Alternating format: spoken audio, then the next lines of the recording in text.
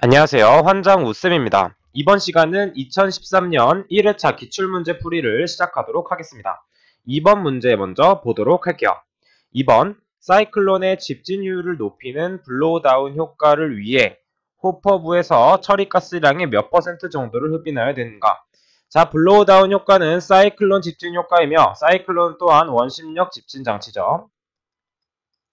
이때 블로우다운 효과는 기류의 일부를 5에서 10% 빼내는 양을 말합니다. 따라서 답은 2번이 되겠네요. 3번으로 넘어가도록 하겠습니다. 3번, 다음 중 산성비에 관한 설명으로 가장 거리가 먼 것은? 자, 산성비는 어떻죠? 정의가 pH가 5.6 이하인 비를 말합니다. 자, 1번부터 보도록 할게요. 독일에서 발생한 슈바르츠 발트의 고사현상은 산성비에 의한 대표적인 피해이다. 맞는 보기가 되겠고, 2번 바젤 협약은 산성비를 방지하기 위한 대표적인 국제협약이다. 지금 2번 보기가 틀렸는데 바젤 협약이 무엇이냐면 유해 폐기물의 국가 간 이동 및 교역을 규제하는 협약이고, 산성비와 관련된 협약은 제네바 협약입니다. 따라서 답은 2번이 되겠네요. 그리고 4번 보기를 보게 되면 산성비의 원인 물질로는 황산, 염산, 질산 등이 있다는 것도 반드시 알고 넘어가 주시면 되겠습니다. 5번 문제 풀어보도록 할게요. 5번, 다음 중 일반적으로 배기가스의 입구 처리 속도가 증가하면 제거 효율이 커지며 블로우다운 효과와 관련된 집진 장치는 되어 있네요. 자, 앞에 2번에서도 한번 풀었는데 블로우다운 효과와 관련 있는 집진 장치는 사이클론 집진 장치이며 즉 원심력 집진 장치입니다. 따라서 답은 2번이 되겠네요. 블로우다운은 원심력 혹은 사이클론 집진 장치와 관련이 있다는 것을 반드시 암기를 해주셔야 됩니다. 자, 그대로 6번을 한번 풀어보도록 할게요. 화학적 흡착의 특성에 해당되는 것은? 그리고 물리적 흡착과 비교한다고 나와 있습니다. 이 화학적 흡착은 물리 흡착과 비교해서 잘 출제되기 때문에 화학적 흡착의 특성과 물리 흡착의 특성을 둘 다 암기를 해주셔야 됩니다. 화학 흡착의 대표적인 특성으로는 비가역적이라는 특성이 있어요. 비가역이란 얘기는 재생이 이루어지지 않는다는 얘기입니다. 자, 참고적으로 화학적 흡착을 암기하신 다음에 물리적 흡착은 그거에 모두 반대이기 때문에 한 가지의 특성을 암기를 먼저 해두시는 게 가장 중요합니다. 따라서 6번의 답은 4번이 되겠네요. 자, 다음으로 7번 문제 풀어보도록 하겠습니다. 7번, 다음 중 주로 광화학 반응에 의하여 생성되는 물질은 무엇인가요? 자, 주로 광화학 반응에 의하여 생성되는 물질은 2차 오염 물질을 생각해 주시면 됩니다. 2차 오염 물질은 어떻게 외웠었죠? 2가 오들오들 떨리도록 추웠기 때문에 옥장판에 몸을 넣게 되면 옥장판과 몸이 녹아, 이렇게 아크롤레인 암기를 이렇게 했습니다. 출제가 자주 되기 때문에 2차 오염물질도 따로 암기를 해주셔야 되고 광화학 반응에 의해서 생성되는 물질로도 암기를 해주시면 되겠습니다. 따라서 답은 2번이 되겠네요. 9번으로 넘어가 보도록 할게요. 9번 문제. 오른쪽에 있네요. 집진장치에 관한 설명으로 옳은 것은? 대기 환경 개론에서 집진장치에 관한 내용은 자주 출제되기 때문에 모든 집진장치의 특징들은 알고 계셔야 됩니다. 자, 그럼 9번에 1번부터 보게 되면 사이클론은 여과 집진 장치에 해당된다. 틀렸죠? 자, 사이클론은 어떤 것과 관련이 있냐면 원심력 집진 장치와 관련이 있으며 또한 원심력이 나오거나 사이클론이 나오게 되면 블로우 다운 효과와 관련이 있다는 걸 같이 암기를 해주셔야 됩니다. 자, 그래서 2번을 보게 되면 중력 집진 장치는 고효율 집진 장치에 해당된다. 아니죠? 중력식 집진 장치는 효율이 낮은 집진 장치에 해당이 됩니다. 3번, 여과 집진 장치는 수분이 많은 먼지 처리에 적합하다 나와 있습니다. 자, 여과 집진 장치는 여과지를 활용하여 하는 것이기 때문에 수분이 많은 먼지 처리에는 적합하지가 않습니다. 따라서 옳은 보기는 4번이 되겠네요. 전기 집진 장치는 코로나 방전을 이용하여 집진하는 장치입니다. 반드시 해당 특징들을 모두 암기를 해주셔야 됩니다. 넘어가도록 할게요. 11번 문제입니다. 11번. 자, 우리가 자주 풀어봤던 계산 문제죠. 탄소 12kg을 완전 연소시키는 데 필요한 이론 산소량을 구하는 것입니다. 자, 먼저 이 이론 산소량을 구하기 위해서는 반응식을 먼저 세워야 되는데 탄소는 연소를 하게 되면 한 개의 산소가 반응하게 돼서 이산화탄소가 발생하게 됩니다. 자, 그러면 지금 우리가 알 수 있는 단위는 킬로그램이 부피로 바뀌었죠. 자, 그럼 마찬가지로 이때 위에서는 분자량 대 부피비로 나타내야 됩니다. 왜냐하면 킬로그램을 넣었을 때 부피로 나오기 때문에, 그래서 즉 설명을 보게 되면 분자량, 탄소의 분자량은 12kg이고 O2의 부피는 22.4m 3승이기 때문에 이런 식으로 반응식을 세워주며, 이때 탄소의 무게는 12kg이 들어갔을 때 필요한 이로산소량을 X라고 두게 되면 X자로 곱해서 계산을 하게 되면 22.4Sm 3승이라는 답이 나오게 됩니다. 따라서 답은 2번이 됩니다. 자, 여러분들이 여기서 많이 헷갈려 하시는데 지금 주어져 있는 단위를 잘 보시면서 반응식을 세우셔야지 다른 문제도 쉽게 접근을 하실 수가 있습니다. 12번 문제 풀어보도록 할게요. 12번 문제, 건조한 대기의 구성 성분 중 질소, 산소 다음으로 많은 부피를 차지하고 있는 것은, 자, 이 문제도 정말 많이 출제가 됐었죠. 대기 성분 관련된 문제로는 어떤 것과 관련돼서 외웠어야 됐냐면 체류 시간과 같이 암기를 해주셔야 됐었습니다. 자, 대기의 성분은 어떻게 암기를 했냐면 질, 산, 아, 이 이렇게 암기를 했고, 체류 시간은 어떻게 외웠죠? 질, 산, 아짐에 이렇게 암기를 했습니다. 자, 그래서 체류 시간이 가장 긴 것은 질소, 그 다음은 산소, 그 다음에 아산화질소, 그 다음에 메탄 순서입니다. 따라서 지금 문제에서는 질소, 산소 다음으로 성분이 많은 것이기 때문에 아르곤이 답이 되겠네요. 되셨나요? 자, 그럼 13번으로 넘어가 보도록 하겠습니다. 다음 대기 오염 물질 중 1차 생성 오염 물질인 것은 나와 있네요. 자, 1차 생성 오염 물질은 어떻게 됐었죠? 일어나서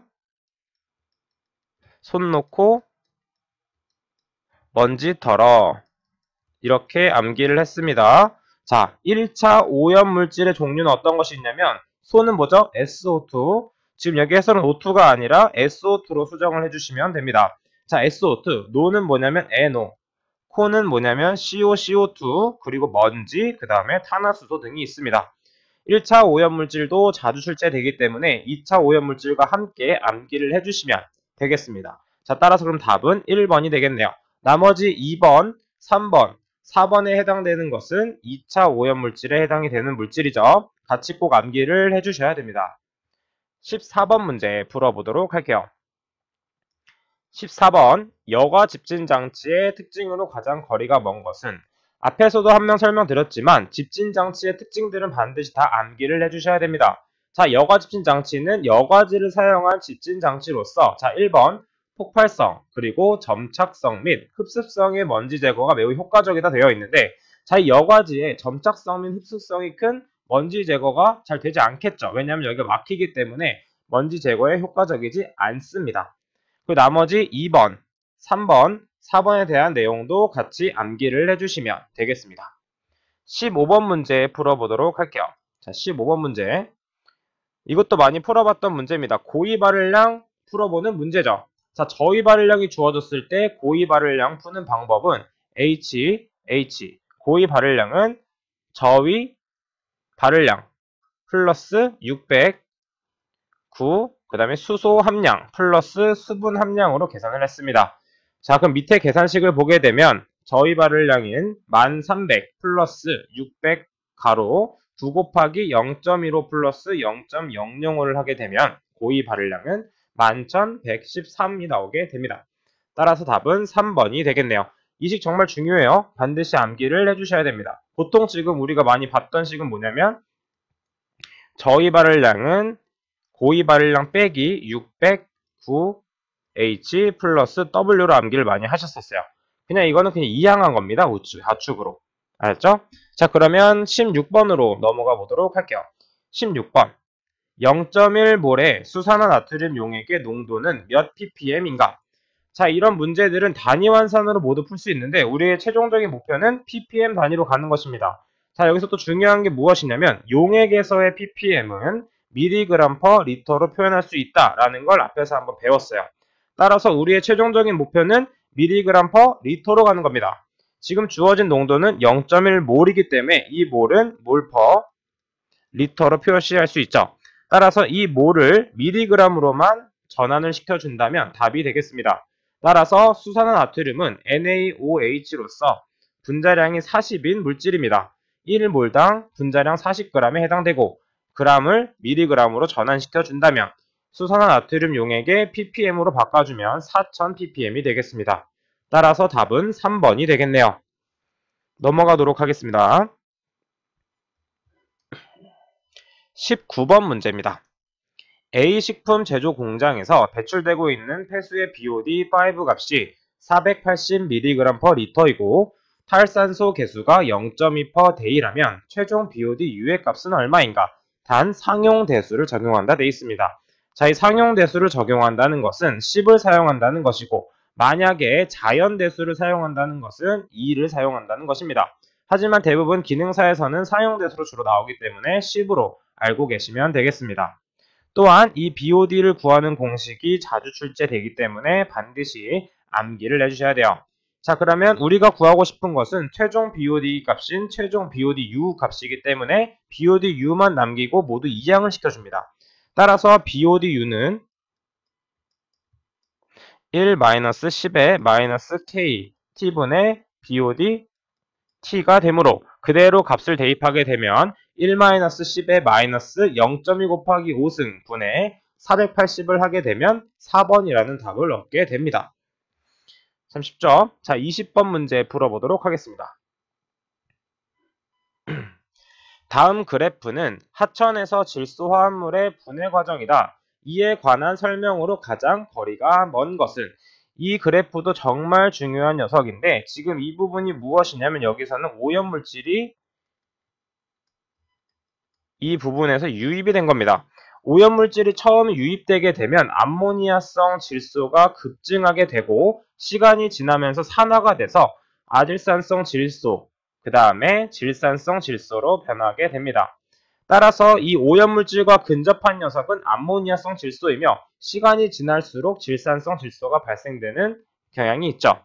1번 먼저 보겠습니다. 유기물에 함유된 유기질소는 점차 무기질소로 변한다. 여기서 무기질소란 무엇이냐면 아질산성 질소와 질산성 질소가 무기질소에 포함이 되죠.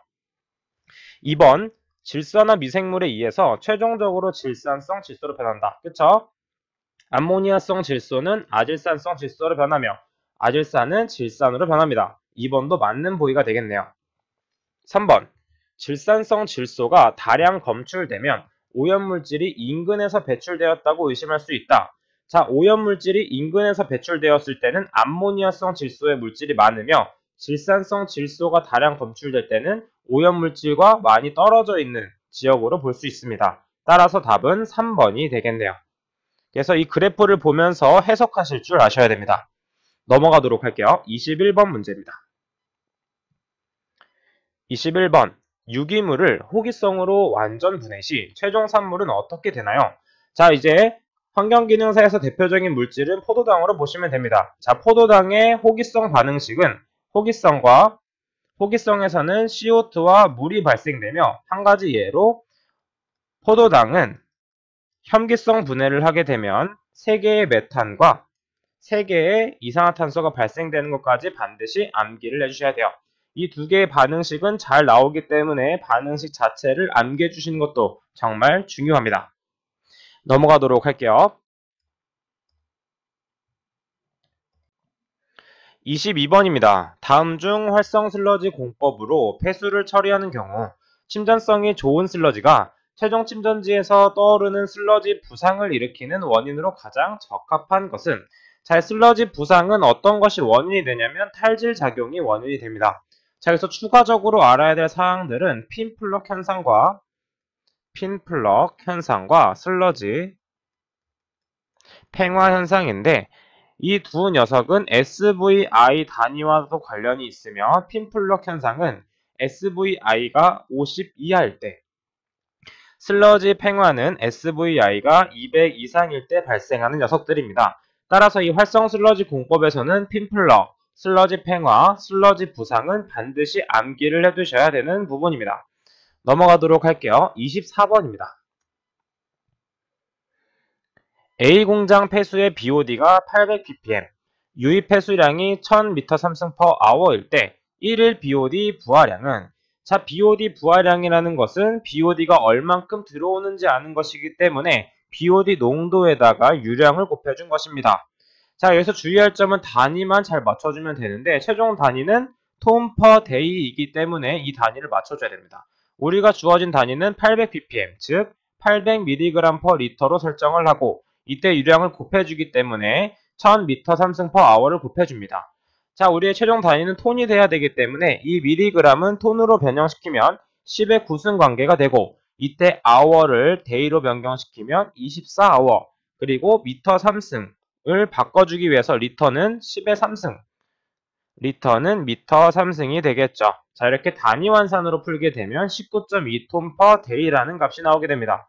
가끔 이런 질문을 하는 학생들이 있는데 쌤 여기 보기에 per day가 없는데 왜 단위가 다른가요? 자, 지금 문제에 주어져 있죠. 1일 BOD 부하량이기 때문에 per day가 생략되어 있는 것입니다. 따라서 답은 1번이 된다는 거. 넘어가도록 할게요. 25번 문제입니다. 보기와 같은 특성을 가지는 수질오염 물질은 무엇인가요? 자, 이 보기에 여러 가지 특징들이 있지만 여기서 가장 중요한 특징은 이따위 병이 발생했다가 정말 중요합니다. 자, 이따위 병이 나왔다 하면 바로 카드뮴과 관련이 있구나 라고 암기를 해주시면 됩니다. 따라서 답은 4번이 되겠네요. 자, 크롬은 무엇과 관련이 있죠? 그렇죠. 피부병과 관련이 있고 유가 라는 말이 나오면 보통 크롬이 답이 되고 수은 미나마타 병, 그리고 헌터루셀 증후군 이렇게 나오면 수은이 답이 됩니다. 따라서 이런 몇 가지 특징들만 같이 암기를 해주시면 보다 쉽게 보기를 골라내실 수가 있어요. 자, 그럼 다음으로 넘어가서 27번 문제 풀어보도록 하겠습니다. 27번, 보기와 같은 특성을 갖는 수원은 일반적으로 무기물이 풍부하고 지표수보다 깨끗하다. 2번, 연중 수원의 변화가 적고 수원으로 많이 이용되고 있고 1년 내내 온도가 거의 일정하다. 지금 이 보기에 해당되는 것은 지하수입니다. 또한 이 지하수의 특성에 대해서도 알고 계셔야 되기 때문에 지하수의 특성도 반드시 암기를 해주시면 되겠습니다. 넘어가도록 할게요. 31번입니다. 31번, 바닷물에 관한 설명으로 옳지 않은 것은, 자, 이 해수에 관련된 문제도 자주 출제되었기 때문에 제가 암기법을 하나 알려드렸어요. 어떻게 암기를 했었냐면 회를 막 사오게 되면 사놓으면 빨리 먹어야 됩니다. 몇 분 만에 먹어야 되냐고요? 35분 만에 먹어야 되는 거를 당신들은 알고 있습니까? 유암 이렇게 외우시면 됩니다. 따라서 해수는 마그네슘, 칼슘 B가 산화 3에서 4이며 이때 8E는 pH는 8.2 정도이며 이때 35분은 뭐냐면 35 퍼밀의 염분을 함유하고 있으며 이 바닷물은 35%가 유기질소와 암모니아성 질소로 되어 있습니다. 이 한 줄만 외운다면 해수에 관한 문제는 무조건 맞출 수가 있어요. 자, 1번부터 보도록 할게요. 해수는 수자원 중에서 97% 이상을 차지하나 사용 목적이 극히 한정되어 있는 실정이다. 왜냐하면 우리는 이 해수를 마시게 되면 어떻게죠? 삼투압에 의해서 더 갈증을 느끼게 됩니다. 그래서 해수는 드시면 안 돼요. 자, 2번. 해수의 pH는 약 8.2입니다. 그쵸? 회 막 사놓으면 빨리 먹어야 됩니다. 그래서 pH는 8.2. 3번. 해수는 약전해질로 염소의 농도가 35ppm 정도가 아니라 35 퍼밀입니다. 그리고 약전해질이 아닌 강전해질입니다. 그리고 4번. 해수의 주요 성분 농도비는 거의 일정합니다. 따라서 답은 3번이 되겠네요. 넘어가 보도록 하겠습니다. 33번입니다. 33번. 아래 그림은 물분자의 구조이다. 이와 관련된 설명으로 옳지 않은 것은, 자, 물분자의 구조도 정말 출제 많이 된다고 제가 항상 말씀드리고 있는 부분이죠. 자, 1번부터 보겠습니다. 물분자의 구조와 비극성 효과로 작은 쌍극자를 갖는다. 자, 물분자의 대표적인 특성이 뭐냐면 비극성이 아니라 극성 물자, 극성 분자이며 수소 결합과 무슨 결합을 하죠? 공유 결합을 합니다. 이 특징은 반드시 암기를 해주셔야 돼요. 따라서 답은 1번이 되겠네요. 자, 그럼 넘어가 보도록 하겠습니다. 다음으로 35번, 4번을 먼저 풀어보도록 할게요. 34번 문제, 0.01몰의 염산용액의 pH는 얼마인가? 자, pH 구하는 문제도 정말 많이 풀었었는데 일단 pH를 구하기 위해서는 수소이온의 농도를 먼저 알고 있어야 되며 염산이 어떻게 분해되는지 알고 있어야 됩니다. 자, 염산의 반응식을 보게 되면 염산은 수소이온과 염소이온으로 해리가 되며 이때 반응식을 보게 되면 염산과 수소이온의 몰농도가 지금 1대1로 반응하므로 같은 몰수로 반응하는 것을 알 수가 있어요. 따라서 가장 중요한 식인 pH를 구하는 식에 대입을 하게 되면 로그 0.01분의 1이기 때문에 2라는 답이 나오게 됩니다. 따라서 답은 2번이 되겠네요. 35번 문제 풀어보도록 하겠습니다. 생물학적 고도 처리 방법 중 활성 슬러지 공법의 포기조합에 혐기성조를 추가시킨 것으로 혐기성조, 호기성조로 구성되고 질소 제거가 고려되지 않아. 여기가 중요합니다. 질소 제거가 고려되지 않는 대표적인 공법은 AO 공법입니다. 왜냐하면 질소 제거를 하기 위해서는 무산소조가 존재해야 되는데 무산소조는 지금 어떻죠? 혐기성조와 호기성조만 존재하기 때문에 지금 AO 공법에서는 질소를 제거할 수가 없습니다. 따라서 1번이 되겠네요. 넘어가도록 하겠습니다. 자, 42번 문제 보도록 할게요. 42번 통상적으로 소각로의 설계 기준이 되는 진 발열량을 의미하는 것은 무엇인가요? 나와 있습니다. 자, 이거는 개념에서 한번 했었었는데 이것은 저위 발열량에 해당합니다. 저위 발열량, 이거는 반드시 암기를 해주셔야 됩니다. 넘어가도록 할게요. 43번입니다. 43번 건조된 고형물의 비중이 1.42이고 건조 이전에 드라이 솔리드 함량이 38%, 건조 중량이 400kg일 때 슬러지 케이크의 비중은 무엇인가요? 자, 이 비중 묻는 문제도 자주 출제되기 때문에 반드시 암기를 해주셔야 되는데 이때 어떻게 대입하는지 보겠습니다. 자, 슬러지의 비중을 구하기 위해서는 슬러지분의 100%, 그 다음에 물분의 물의 함량, 그 다음에 고형물의 밀도분의 고형물의 함량으로 계산하시면 됩니다. 자, 그럼 문제를 보게 되면 우리는 슬러지를 구하는 것이기 때문에 지금 물의 밀도는 어떻죠? 항상 1입니다. 물의 밀도는 주어지지가 않습니다. 비중. 그래서 1분의 지금 고형물이 38% 있기 때문에 물은 62%가 존재하며 이때 건조 고형물의 비중은 1.42이고 이때 퍼센트는 38%. 그래서 계산을 하게 되면 슬러지의 비중 혹은 밀도는 1.1266이 나오게 됩니다. 따라서 답은 3번이 되겠네요. 아니죠. 죄송합니다. 4번이 답이 되겠네요. 그렇죠? 반올림을 하니까. 자, 그럼 넘어가도록 하겠습니다. 44번 문제 풀어보도록 할게요.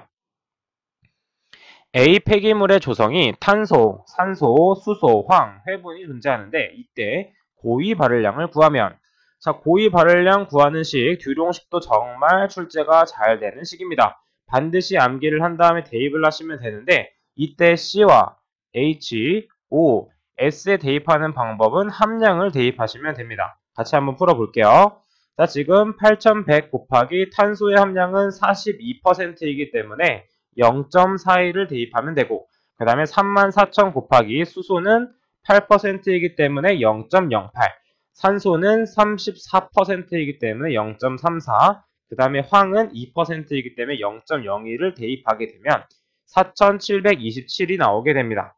자, 이것은 반드시 공식을 외우셔야 돼요. 자주 출제가 됩니다. 답은 4번이 되겠네요. 계속해서 풀어보겠습니다. 46번입니다. 바로 오른쪽에 있네요. 40만 명이 거주하는 어떤 지역에서 일주일 동안 8,000m 상승의 쓰레기를 수거하였습니다. 이 지역의 쓰레기 발생원 단위가 1.37kg/인 1이라면 쓰레기의 밀도는 얼만큼인가요? 자, 여기서 중요한 것은 무엇이냐면 최종적인 단위를 어떻게 도달할 것인가, 이게 중요합니다. 지금 남아있는 단위는 톤/미터 3승이기 때문에 무게 단위가 분자로 올라가야 되는 걸 알 수가 있죠.